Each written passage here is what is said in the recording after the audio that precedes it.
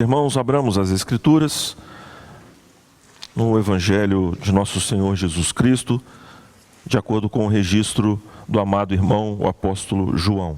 No capítulo de número 13,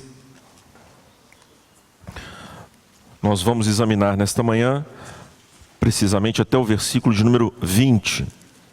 Capítulo 13, versículos de 1 a 20. Eu farei a leitura e peço aos irmãos que acompanhem com bastante atenção.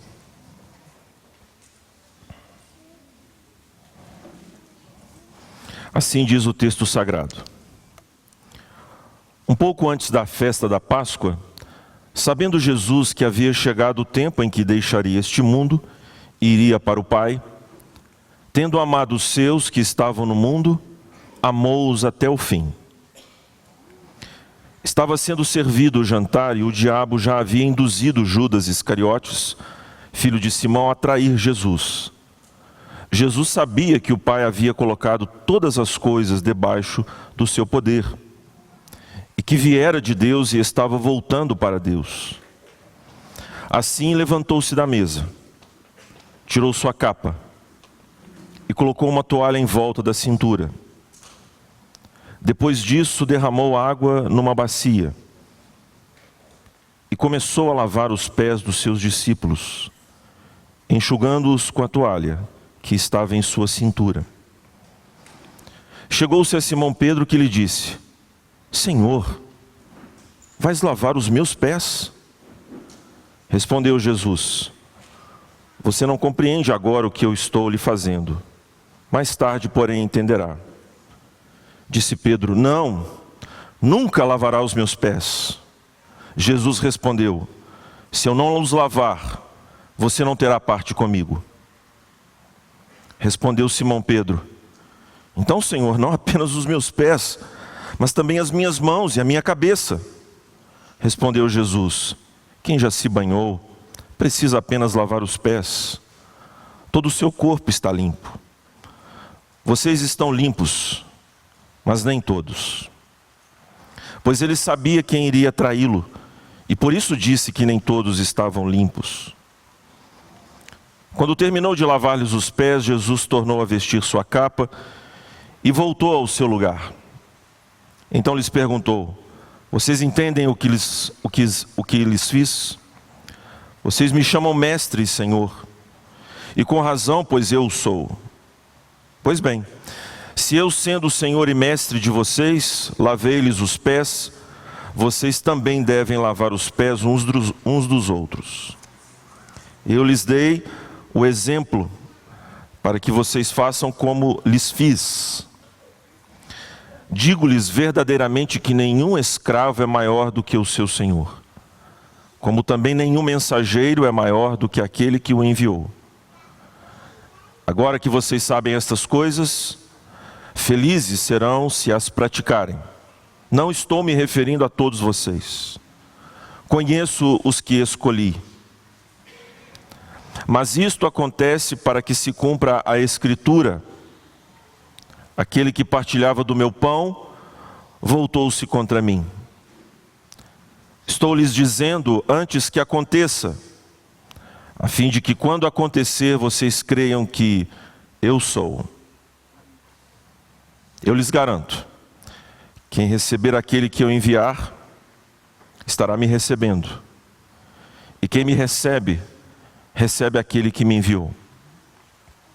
Ainda mais uma vez, irmãos, curve a sua fronte e vamos orar ao nosso Deus. Senhor querido, como é bom e prazeroso nós estarmos aqui nesta manhã, manhã de chuva, de relva molhada, estarmos juntos como igreja do Senhor, reunidos pela força do Teu poder, para adorarmos a Ti.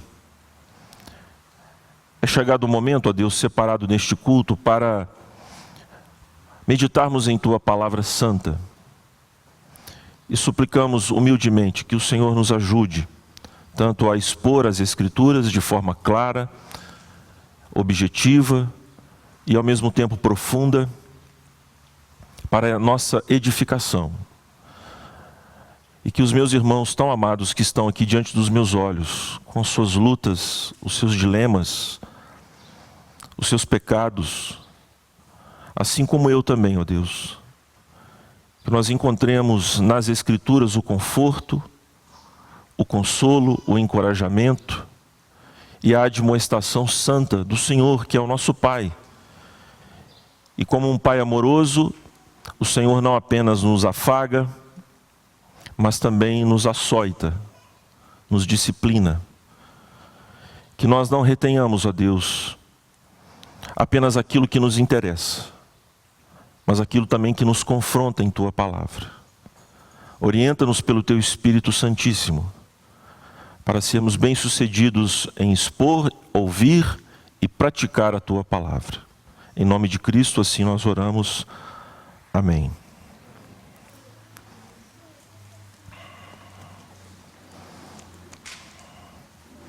Irmãos, o trecho que acabamos de ler pode ser então resumido conforme é o tema que propus para os irmãos na ordem de culto desta manhã. O servo sofredor ama, purifica e serve. Serve ao seu povo, ama o seu povo e purifica o seu povo. Mais uma vez, no transcurso deste evangelho, o nosso narrador faz questão de mostrar que Jesus é de fato o Messias, e ele é o servo sofredor, o Eved, aquela pessoa prefigurada por Isaías no capítulo 53 da profecia, que nós todos bem conhecemos. E este rito, esta cerimônia do lava-pés, mostra exatamente este servo humilde, sofredor, que vem em socorro do povo de Deus e traz lições gloriosas para nós nesta manhã. Nós vamos ver a natureza do amor do Senhor Jesus Cristo. O que este rito também mostra, ele aponta para este amor, mas ele também aponta para a purificação do povo de Deus e certamente para o serviço. Eu quero que os irmãos observem a divisão do nosso texto, para que assim sejamos mais didáticos. Veja, no capítulo 13, versículos de 1 a 6, a 5, desculpe, nós temos a questão relacionada ao amor do Senhor.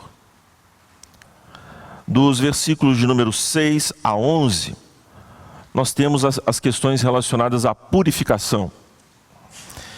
E, particularmente, dos versículos de número 12 até o versículo final, o versículo de número 20, nós temos então o Senhor tratando a respeito do serviço. É claro que outras lições, meus irmãos, elas se encontram presentes aqui. Nós precisamos nos habituar a entender que estas divisões que nós propomos, elas procuram destacar algumas das lições que encontramos no texto. Mas, obviamente, o texto bíblico não pode ser exaurido, não pode ser escrutinado a partir dessas divisões que nós propomos. Daí, portanto, nós temos que ter esta diligência, particularmente no Evangelho de João, nós precisamos ser muito diligentes para ouvir o Evangelho, ler o Evangelho seguidas vezes, pois há muitas e preciosas lições. O Evangelho de João, meus irmãos, são como molas espremidas, em que cada versículo, se ele então fosse liberado como uma mola, você vai ver diversas lições teológicas, conforme nós temos nas molas, não é? Aquele espiral. E além dos versículos propriamente, nós temos as relações entre os versículos. Eu já tive a oportunidade de ter contato com vários comentários de João. E é impressionante, meus irmãos, assustador, a enormidade de lições que nós temos neste Evangelho.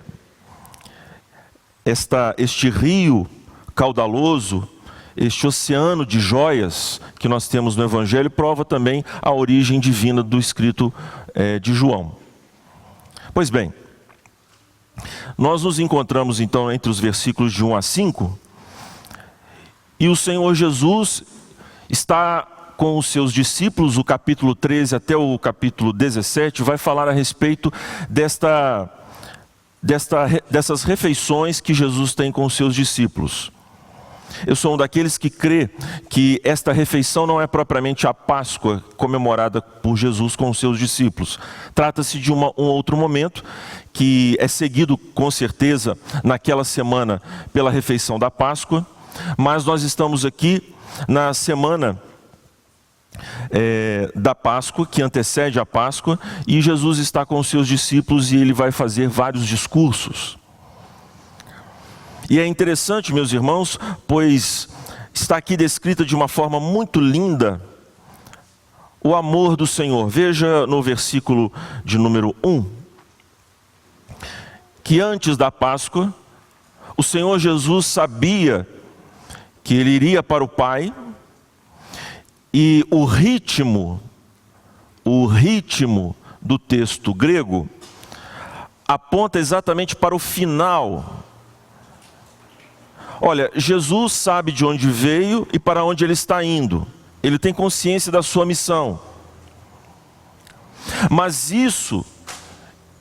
o fato dele saber a sua origem e para onde ele vai, é que levou o nosso Senhor a amar os seus. Observe que a palavra mundo aparece aí algumas vezes. Os seus que estavam no mundo. Mostra exatamente que este amor de que fala aqui João, tem a ver com este amor particular. Ele veio ao mundo, mas ele não amou o mundo inteiramente, completamente, e cada uma das pessoas deste mundo.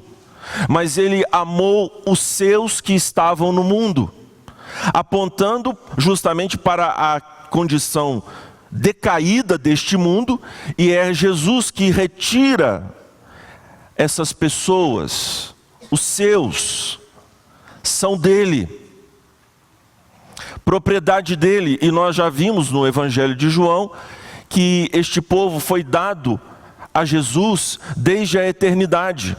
Ele sabe o nome de cada um dessas pessoas. E amou-os até o fim. Seria o fim cronológico? Seria um amor completo, apontando para a qualidade deste amor?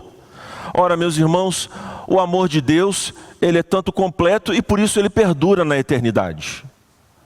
Não há por que nós ficarmos discutindo o que este fim de fato significa. O que o nosso evangelista quer mostrar é que Jesus, sabendo que estava para partir, sabendo de onde veio e a sua missão, isso o fez amar os seus e amá-los completamente.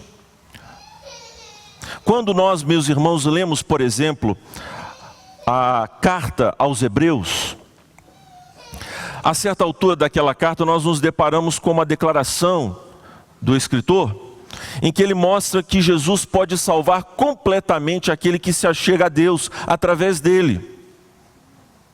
O Senhor Jesus, então, irmãos, foi colocado como um mediador eficaz, aquele que realmente realizou a obra dada por Deus a ele. E é como esta figura de um mediador, de um sacerdote. Você vai reparar, irmãos, que esta caracterização de Cristo neste capítulo de número 13 mostra a sua feição sacerdotal, o seu papel como sacerdote, de se apiedar, de condescender com o fraco, de fortalecer, de se colocar no lugar dos pecadores, de se identificar com estes homens. Observe então que este amor de Jesus, o amor de Deus, o amor desfrutado pela Trindade, agora nos é comunicado através de Jesus. O amor de Deus é derramado nos corações. Um amor definitivo, cabal, amou-os até o fim. Mas observe no versículo de número 2, que nesses 3 momentos que nós aqui elencamos para os irmãos, e no versículo 2, o evangelista começa a descrever a ação de Judas. Nos 3 momentos em que fala do amor de Deus, da purificação e do serviço do Messias, você vai se deparar com essa descrição de Judas. O escritor intercala as cenas que acontecem com o próprio Judas. E isto é muito importante, eu quero que os irmãos estejam atentos. Estava sendo servido o jantar e o diabo já havia induzido Judas Iscariotes. Na tradução da ARA, Almeida Revista e Atualizada, o texto nos diz que o diabo pôs no coração de Judas. A NVI tem a preocupação de sublinhar a responsabilidade de Judas, ao passo que a ARA quer mostrar que é Judas quem de fato trai Jesus, vai traí-lo, mas ele o faz pela ação diabólica. Mais adiante deste evangelho, o próprio evangelista vai dizer que Satanás entrou no coração, ou melhor, em outro evangelho, salvo engano Lucas, vai dizer que Satanás entrou no coração de Judas. O diabo não ama, meus irmãos. O diabo odeia. E o que ele colocou no coração de Judas foi ódio. Sentimento inteiramente contrário àquele que aqui Jesus dispensa para os seus. Um sentimento de inveja. Um sentimento, meus irmãos, e uma ação que demonstram o pecado terrível dos homens. Eles querem subverter a Deus, querem destronar o Rei do Universo. E aquilo que eles querem, que está bem retratado aqui através da figura de Judas, eles não obtêm. Nós sabemos o final de Judas, como vai terminar a vida de Judas. Como o seu intento de ódio vai lançá-lo em uma espiral de desespero e ele dará cabo da sua própria vida. E isso tudo em cumprimento às Escrituras. E o Senhor sabe disto. Veja então, irmãos, que nós temos aqui uma cena que tem pontos de contradição. É uma cena sublime, linda e macabra. Macabra porque há alguém ali no meio dos discípulos que odeia o Senhor Jesus. E o Senhor Jesus sabe da existência deste. Ele mesmo já declarara neste evangelho que ele escolheu um diabo. E é disso então que o evangelista fala. Veja, filho de Simão, atrair Jesus. Jesus sabia que o Pai havia colocado todas as coisas debaixo do seu poder e que viera de Deus e estava voltando para Deus. Assim, levantou-se da mesa. Mais uma vez, o ritmo do texto grego vai num crescendo. Jesus sabe que Judas está ali, Judas quer traí-lo. Jesus sabe a sua origem gloriosa, o seu poder, o seu status. Ele é filho de Deus. Ele tem todo o domínio sobre todas as vidas. E agora ele se levanta. Levanta-se para se rebaixar.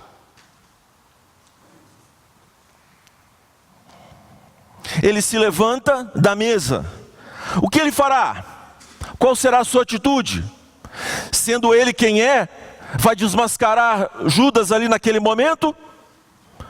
Vai dizer que se trata de um canalha, um pária? Um fingido? Não. Justamente por ter domínio sobre todas as coisas, sabendo quem ele é, ele se levanta. Observe então, irmãos, atentai para este detalhe. O levantou-se está conectado com o amou. Amou-os até o fim. O Senhor Jesus se levanta para, de fato, ensinar algumas lições para os seus discípulos, através do rito do lava-pés. E entre essas lições está o amor. Amor pelos seus e amor pelos inimigos. Pois os pés de Judas estarão ali também. A cena é bem oriental. Quem já teve a oportunidade, ou leu, ou viu algum jantar que é celebrado na casa dos países, das nações orientais, sabe que eles não têm esse costume, como nós temos, de colocar uma mesa maior, onde nós nos apoiamos em uma cadeira, como estamos aqui. Eles se assentam quase que no nível do chão, separados apenas por uma pequena esteira. Eles estão ao redor da mesa. E é um pouco desconfortável, digamos assim, porque o modo como eles se apoiam nos seus braços e estendem o corpo, então eles vão formando aquele círculo ao redor da mesa. E por isso é algo vergonhoso, é algo incômodo, é um tanto quanto estranho a pessoa, o servo das casas, geralmente as pessoas com um status bem menor na casa, geralmente um escravo, é quem assume o papel, de acordo com o costume hebraico, de lavar os pés das pessoas. Você sabe muito bem que as terras da Palestina naquela altura são terras poerentas.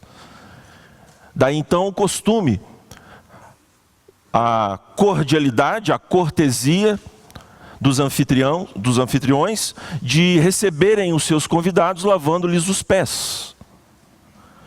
Mas este serviço não pode ser feito por um judeu. Geralmente é um gentio ou algum escravo. O Senhor Jesus se levanta. E veja, João descreve a cena pormenorizadamente. Já disse e volto a repetir. João é um cineasta, ele fecha a câmera e vai nas mãos de Jesus. Tirou sua capa, colocou uma toalha em volta da cintura. Depois disso derramou a água numa bacia. Parece que até eu posso ouvir a água caindo. E os discípulos acompanhando. Ele se coloca entre os discípulos e começa a lavar os pés, enxugando com a toalha.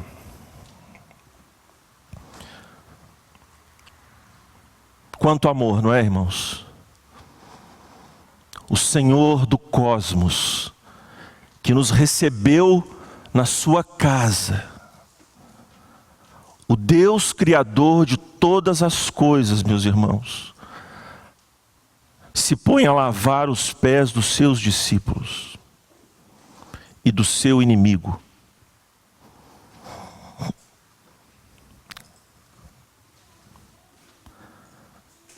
Quando você chega na sua casa, a sua esposa ou o seu marido recebe a sua pessoa depois de uma longa viagem ou um dia cansativo e prepara aquela mesa, diz assim: assenta, se serve. Meu amor, meu bem, você já está satisfeito? E nós vemos, meus irmãos, neste ato, a manifestação deste amor, deste cuidado, deste zelo. O Senhor Jesus é aquele que está entre os seus que mais o servem. Ele está como alguém com esta prontidão e manifesta o seu amor por esses discípulos, o seu carinho. Imagine você então, Jesus pegando os pés de cada um dos seus discípulos. O pé incrédulo de Tomé, O pé que duvidou de que alguma coisa poderia vir de Nazaré. O Senhor Jesus pega aqueles pés, que não são os pés das irmãs aqui, bem cuidados, são pés grosseiros, pés de pescadores, pés sujos. E o Senhor Jesus pacientemente, veja que a cena demorou muito tempo, são 24 pés. E o Senhor Jesus pacientemente, quanto amor, irmãos, quanta paciência quando nós olhamos para a história da redenção e vemos que este servo sofredor que se põe a lavar os pés dos seus discípulos, ele esteve presente em todos os outros momentos em que os santos também lhe deram trabalho. A sua paciência com Abraão, a sua paciência com Sara, a sua paciência com Davi, a sua paciência, meus irmãos, com aqueles reis ímpios de Judá e de Israel. O seu grande e profundo amor, um amor constante que levou, de fato, a esses seus do Antigo Testamento a perseverarem na fé. Eles aparecem, alguns deles, meus irmãos, naquela fileira gloriosa do capítulo 11 da carta aos Hebreus, e que mostra exatamente, meus irmãos, que estes homens, mulheres e crianças, pecadores miseráveis, foram feitos santos, perseverantes, e este amor triunfou sobre o pecado de cada um deles. Ele os amou e os amou até o fim, completamente. Este amor que muitas vezes, meus irmãos, parecia que teria falhado, que falhou. Quando nós vemos o grande rei Davi adulterando, assassinando. Quando nós vemos o Ló entregando as suas próprias filhas para serem abusadas. Ah, meus irmãos, que amor! Amor de afeição, amor de atitude, amor dedicado, amor porque este amor o glorifica, não é propriamente uma questão do objeto amado, sim, ele ama, mas amor porque amar glorifica o próprio Deus. Ele se vê exaltado em atos profundos de amor. Ele é o nosso noivo, meus irmãos. É Ele quem tem lavado os seus pés. É Ele que tem demonstrado através de atitudes que a mesa está posta, que você pode se assentar com o rei, comer junto com Ele, matar a sua sede, derramar a sua alma diante dEle. Ele se põe a ouvi-lo, tem prazer nas suas orações. Ah, irmãos, este amor de fato tinha que constranger Pedro. Chegamos então ao versículo de número 6 a 12, onde agora com esta tensão que se abre a partir da reação de Pedro, oh meu Deus, Pedro, como é atabalhoado, começa a questionar, porque, irmãos, nós às vezes olhamos o texto e criticamos a Pedro, e é de fato hilário. Mas, levando em conta que a cena é dramática, levando em conta o costume israelita, de que esta tarefa de lavar os pés daqueles que são os convidados da casa, é algo feito por uma pessoa inferior, e é algo humilhante, isso atordou a cabeça de Pedro, meus irmãos. Ele fica completamente espantado com a atitude de Jesus, ele não pode aceitar aquilo. Da mesma maneira que, uma certa altura, ele dissuade Jesus para não ir para a cruz, agora ele acha inadmissível que o Rei dos Reis, o Senhor dos Senhores, aquele que ele viu andar sobre as águas, aquele que controla o mar e os ares, não pode se sujeitar a este papel. Isto é algo indigno.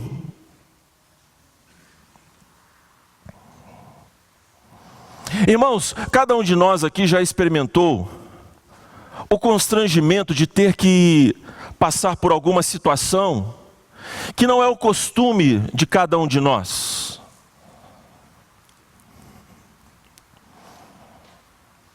É um vexame. Por exemplo, você é uma pessoa com recursos deste mundo. Nunca lhe faltou nada.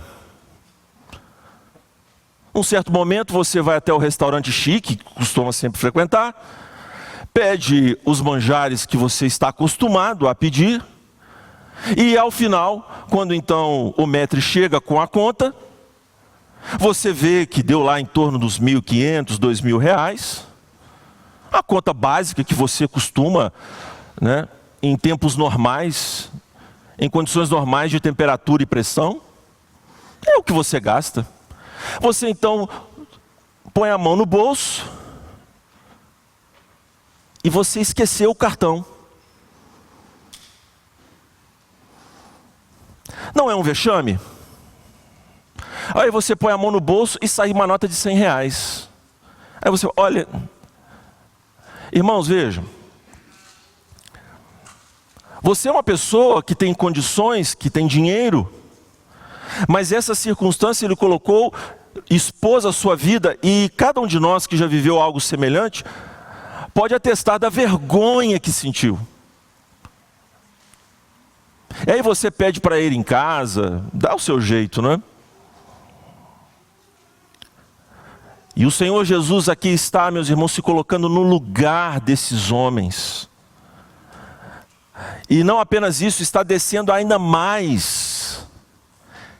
Está se colocando no lugar da humanidade, como sumo sacerdote, e descendo. E então Pedro não pode aceitar aquela atitude jamais. E Pedro insiste, não, nunca lavará os meus pés. Irmãos, aqui não está um pouco de cada um de nós? É óbvio que está. Não está aqui um pouco de orgulho? Não está aqui um pouco de uma precipitação temerária, uma atitude covarde? Travestida aqui, irmãos, de humildade, de piedade, de orgulho. Isso é o que nós podemos depreender, irmãos, a partir dos versículos seguintes. Jesus responde com muito amor: se eu não os lavar, você não terá parte comigo. Do que Jesus então passa a falar? Pedro, não se trata apenas de lavar os pés, em outras palavras. Não é um cerimonial qualquer. Aqui está algo que eu estou fazendo que tem a ver com a minha cruz. Este lava-pés aponta, irmãos, portanto, para o sacrifício de Cristo Jesus, de purificação. É a obra messiânica já anunciada a Nicodemos no capítulo 3 que nós vimos. A regeneração através da cruz, e que também Jesus diz que é um lavar regenerador, um nascer de Deus, do seu Espírito. E este lava-pés aponta para a comunhão divina com os homens, definida por Deus, através desse cerimonial, irmãos. E aí, como nós sabemos, é o temperamento de Pedro, oscilante, vacilante, de uma ponta a outra. Ele rejeita e depois aceita, mas a sua aceitação também é orgulhosa, porque ele não entendeu o que já havia acontecido em seu coração. Então, Senhor, não apenas os meus pés, mas também as minhas mãos e a minha cabeça. E Jesus diz: não, Pedro, não, meu irmão, não, Pedro. O Senhor Jesus fala a respeito da sua obra com eles até aquele momento. Fala a respeito da sua obra que haverá de se revelar na cruz, mas através de outras palavras. Quem já se banhou precisa apenas lavar os pés. Quer dizer, Pedro, você já está regenerado. Você já é outra pessoa. Claro que Pedro é um crente regenerado ainda nos moldes do Antigo Testamento. Há um pensamento errôneo de que os crentes do Antigo Testamento não tinham o Espírito Santo, só apenas algumas pessoas. Isso não tem absolutamente nada a ver com o texto bíblico, viu, irmãos? Porque aquele que não tem o Espírito de Deus, esse tal não é dele. Então todas as pessoas do Antigo e do Novo Testamento têm o Espírito Santo. Porém nós, do Novo Testamento, usufruímos do Espírito de uma forma mais abundante. Mas isso não quer dizer que os discípulos, àquela altura, não desfrutaram dessa experiência renovadora, regeneradora do Espírito. Mas também é verdade que a partir do Pentecostes, eles serão habitados pelo Espírito como nós agora somos. E passam a experimentar uma manifestação mais abundante do Espírito. Mas Jesus mostra a Pedro, irmãos, que ele já está limpo. E de forma definitiva, repare, quem já se banhou, no versículo 10, precisa apenas lavar os pés, todo o seu corpo está limpo. Vocês estão limpos. Mas nem todos. Veja aí que aparece novamente Judas. O diabo é sujo. O diabo é imundo. E os filhos do diabo também assim o são. Judas, meus irmãos, é um ser asqueroso, tão nojento como uma barata. Ele está ali, meus irmãos, sujando, maculando aquela cena. No momento em que o Senhor Jesus diz da sua obra monumental, da sua cruz, e o poder que ela tem de purificar o homem, de forma definitiva, vocês já estão limpos. Obviamente que esta obra aponta também para a santificação. Por isso que o lava-pés remete também a esta ideia da constante ação de Deus de nos limpar, mas num processo de santificação, que aponta também, meus irmãos, por sua vez, desta obra definitiva, que o homem não pode jamais perdê-la. Mas está ali no meio Judas.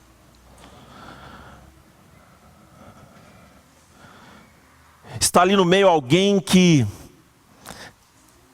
macula aquela cena. Você pode imaginar, irmãos, o coração de Judas a esta altura? Jesus acabou de lavar os pés daquele miserável. O Senhor Jesus acabou de mostrar o seu amor, a sua condescendência, de aturá-lo até aquele presente momento. Nos olhares lançados por Judas a Jesus, Jesus sabe quem é ele. E ele sabe que Jesus sabe.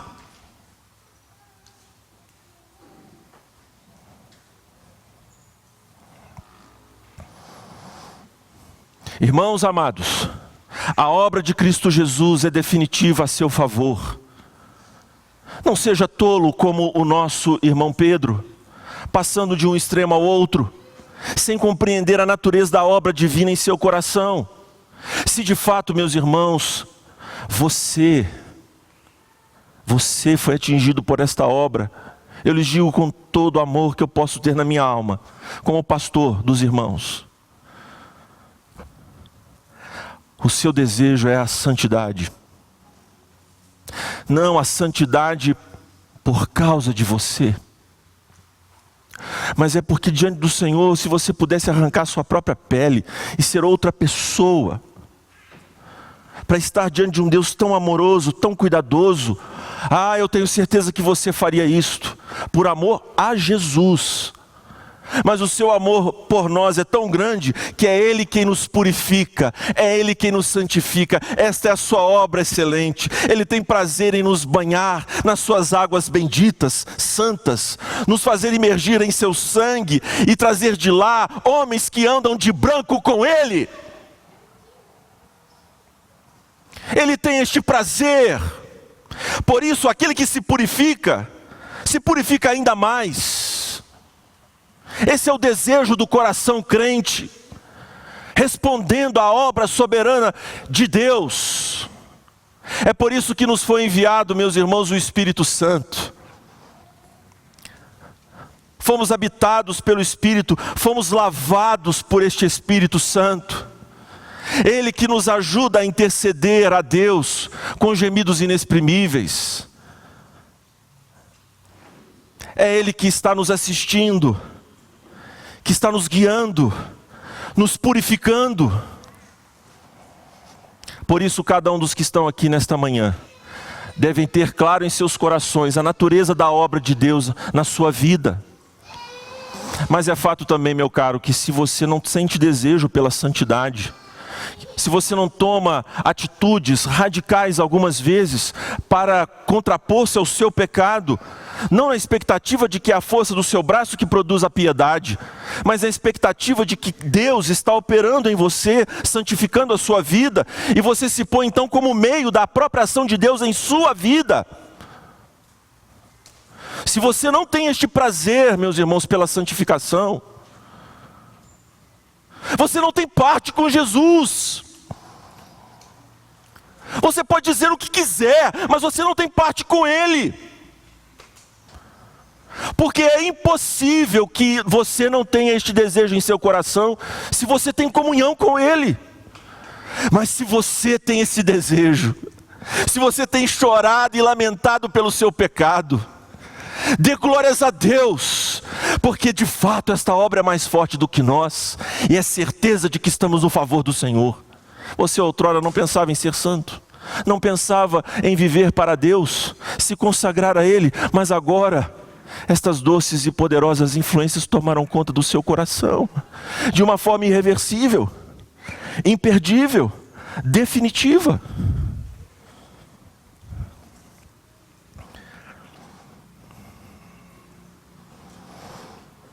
Será que o seu coração está sujo? Hoje é o dia da salvação. E Deus, pela sua palavra, chama você ao arrependimento. Versículo 12 a 20. O Senhor Jesus leva os seus discípulos a uma mais poderosa lição. A mais uma poderosa lição.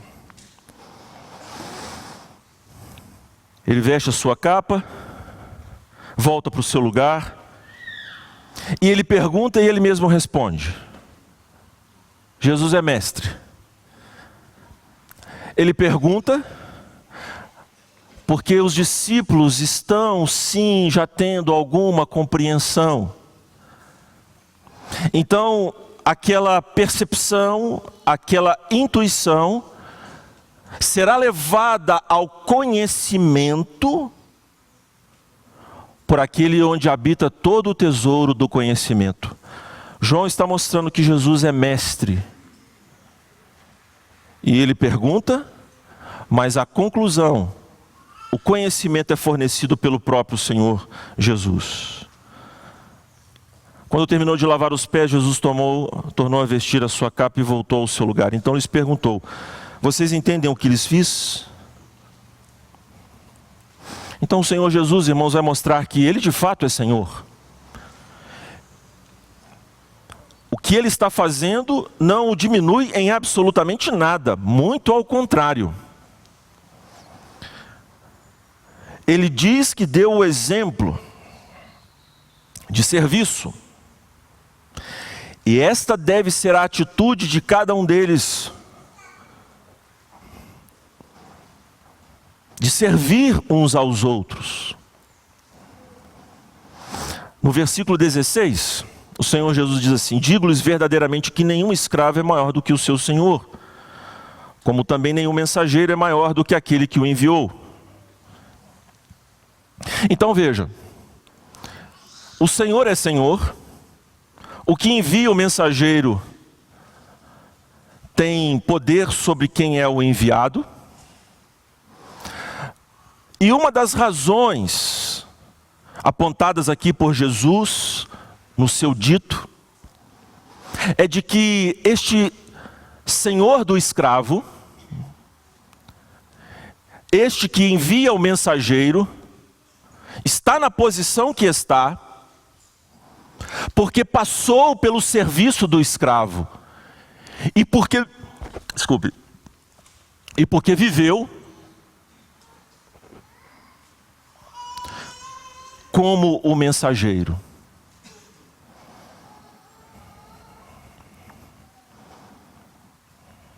Então cada qual no seu lugar, exercendo o seu papel, mas irmãos, o Senhor Jesus mostra que é a pessoa dele, a sua pessoa divina e humana,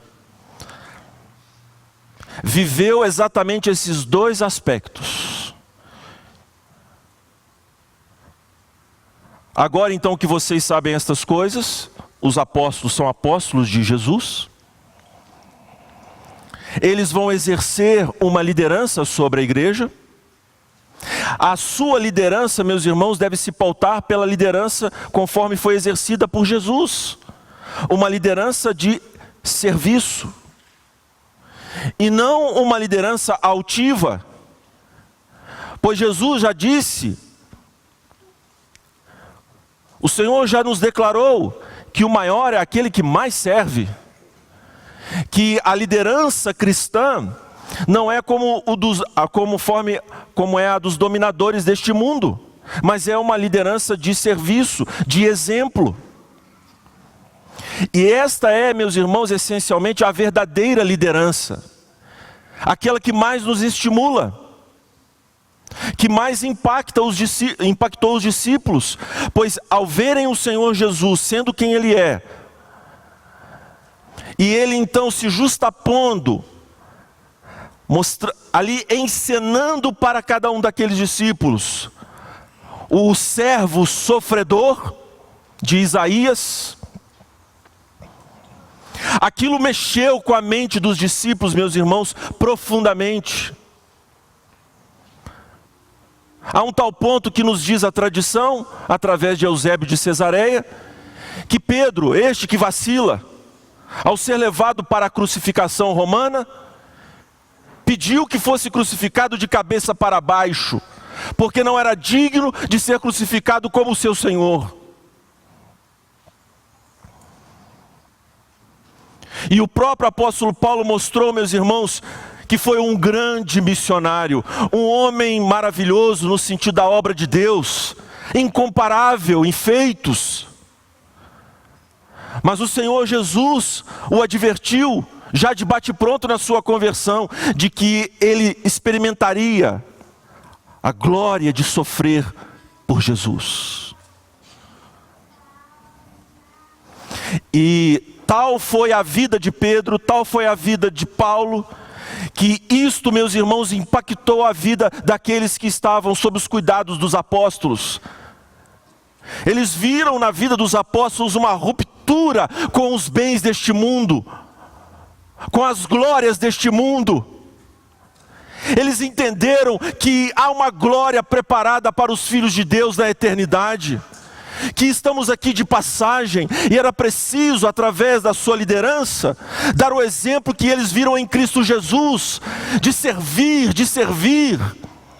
Paulo termina a sua carta, a sua segunda epístola a Timóteo, meus irmãos, nos dizendo que ele completou a carreira, e no trecho bíblico isso aponta para uma laranja esbagaçada.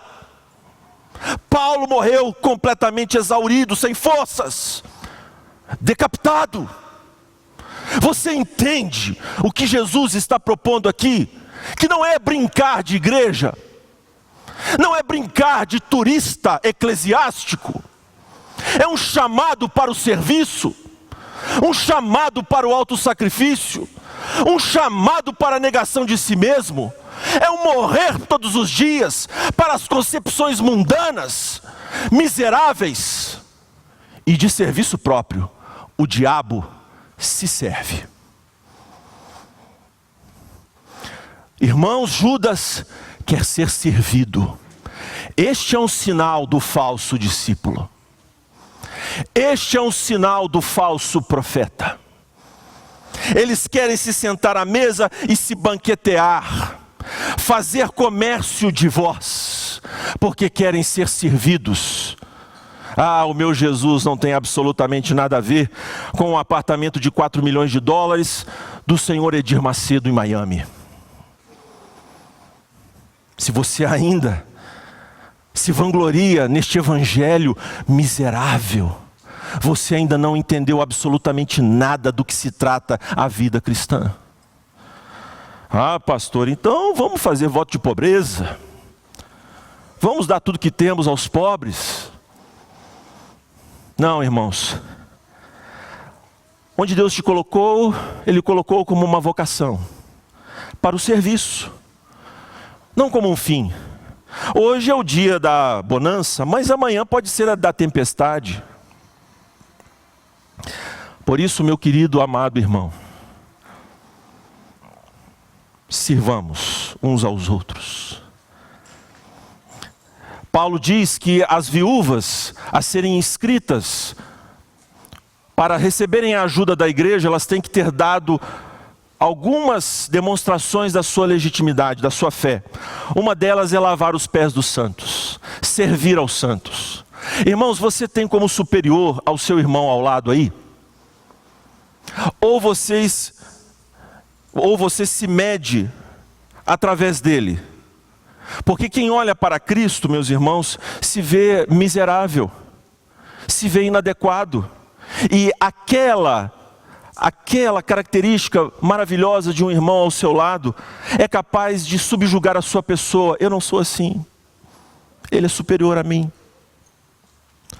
Quando nós, meus irmãos, estamos mais interessados nas coisas deste mundo, nos destaques desta vida, nós perdemos de vista, irmãos, e isso vai nos secando a alma.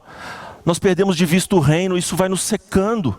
E começamos a nos invejar uns aos outros, e começamos a digladiar uns com os outros, a disputar dentro da igreja. Irmãos, eu estive numa reunião esta semana com alguns queridos, e mostrei a cada um deles que a igreja Aliança é uma igreja de sobreviventes. Cada um que está aqui, na sua grande maioria, se decepcionou deveras com a vida eclesiástica. Vocês vieram aqui com o desejo de ouvirem as Escrituras, e pela muita graça de Deus receberam um alimento sólido, não porque somos melhores, mas porque Deus está agindo neste lugar. Você estava completamente cansado, não tinha mais condição alguma de suportar as lorotas dos púlpitos de onde vocês vieram. Assim se deu comigo e com muitos dos que estão aqui. Cristo tem nos alimentado com um alimento glorioso da sua parte, meus irmãos. E é motivo mais do que sobejo para nós sairmos a campo, pregarmos este evangelho, servirmos ao mundo, lançando a semente da palavra, mas servindo uns aos outros, tendo paciência uns com os outros, porque aquilo que Deus fez por você, trazendo você até aqui, aquilo que Deus fez por mim, me trazendo para este lugar, meus irmãos, é maior do que qualquer outra coisa. São os laços da cruz que nos uniram, e por isso, meus amados, nós precisamos lavar os pés uns dos outros.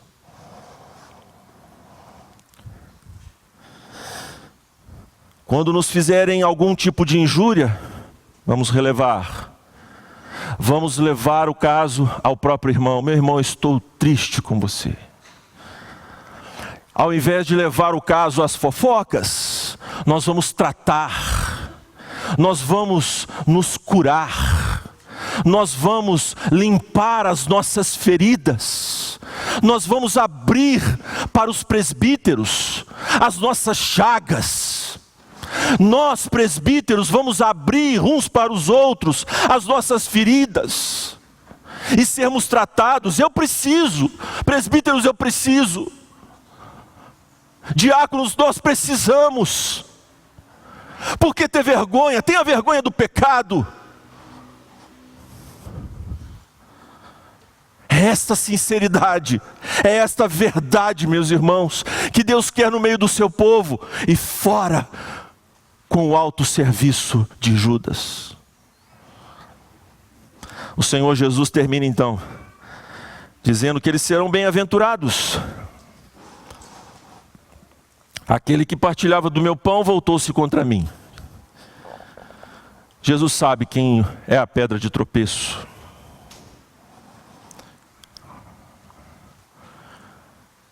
Quem recebe aquele que eu enviar, no versículo de número 20, estará me recebendo.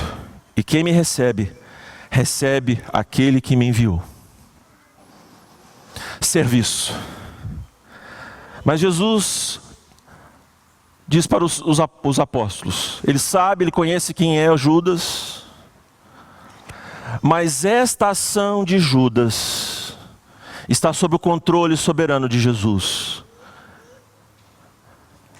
Em Atos dos Apóstolos, Pedro pregando diz que Jesus foi entregue pelo decreto de Deus, pelo conhecimento de Deus, pelo decreto, pelo desígnio de Deus.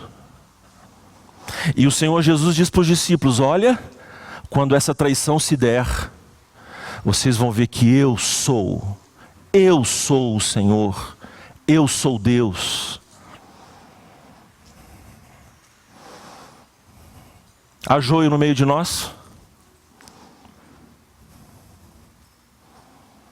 Quem é o joio?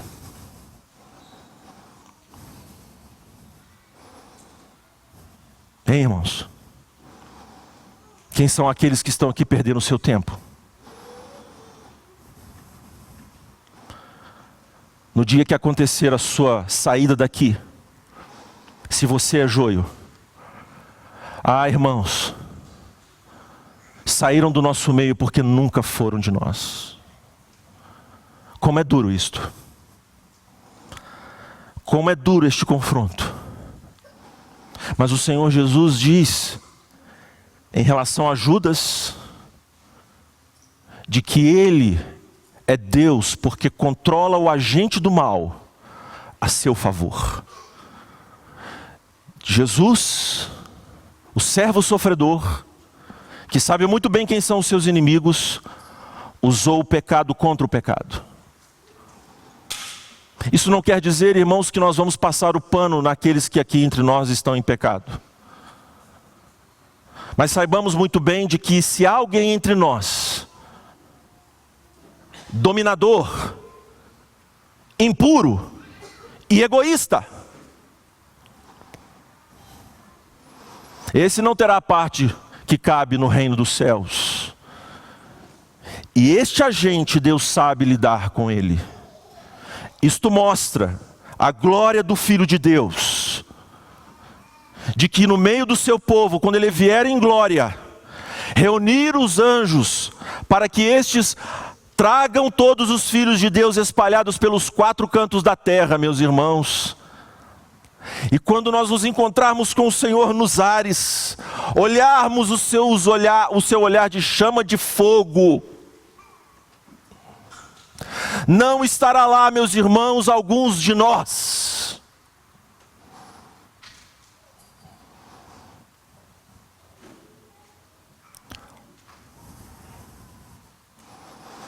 E nós veremos a condenação destes, e a igreja de joelhos, adorando ao Redentor. Senhor, eu também não merecia. Eu não podia estar aqui, Senhor. Nós vamos entender, irmãos, que foi graça sobre graça. Mas nós vamos entender também que a graça que está em nós foi eficaz, nos purificou de fato. Seremos recompensados com a vida eterna, mas também veremos os maus condenados. Vamos ainda cantar. Eu peço que nós nos coloquemos em pé.